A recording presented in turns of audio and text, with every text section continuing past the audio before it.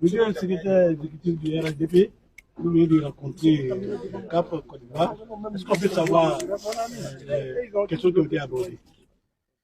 Merci. Je voudrais vous remercier toutes et tous d'avoir effectué le déplacement pour être témoin donc, de cette rencontre que le RHDP vient d'avoir avec Cap Côte d'Ivoire.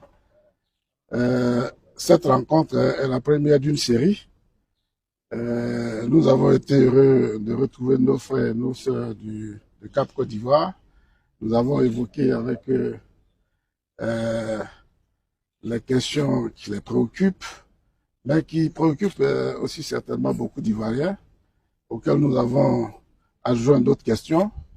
Et nous avons décidé de nous retrouver pour aller dans le détail de ces questions à travers donc, un comité technique que nous allons mettre en place, qui va travailler à la fois sur ces questions, mais également sur un calendrier de rencontres que nous allons donc adopter. Donc, souffrez que je n'aille pas plus loin, mais vous devez vous réjouir, nous devons tous nous réjouir donc, de la rencontre, parce que c'est une première, elle n'était pas du tout attendue, elle était inespérée, mais Dieu a fait en sorte qu'elle ait lieu. Nous lui disons merci. Nous partons, en tout cas pour ce qui nous concerne, RHDP, rassurés, satisfaits de l'accueil qui nous a été réservé ici, mais aussi satisfaits donc, de la qualité des échanges que nous avons eus avec Madame la Présidente et l'ensemble des membres de la délégation qu'elle a conduite. Merci beaucoup. Quelques-unes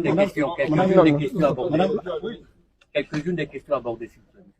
Ben, les questions qui ont pu être abordées, vous n'êtes pas quand même sans savoir que Cap Côte d'Ivoire a donc toujours évoqué un certain nombre de questions. Hein, donc il reviendra certainement à la présidente elle-même de les évoquer tout à l'heure, mais je vous dis que nous n'avons pas fait de langue de bois. Il y a 8 préoccupations qui ont été exprimées, qui nous avaient été déjà adressées par correspondance, par courtoisie, par courtoisie pour Cap Côte d'Ivoire. Je leur laisse le soin d'exposer donc ces préoccupations. Mais en tout cas, en ce qui nous concerne, nous avons surtout parlé de l'état de droit, Nous avons parlé donc du respect des engagements que nous prenons tous. Pour dire juste que lorsque nous allons prendre des engagements, il faudra qu'on les respecte, de même que des engagements ont été pris, il faut qu'on les respecte, et ainsi de suite.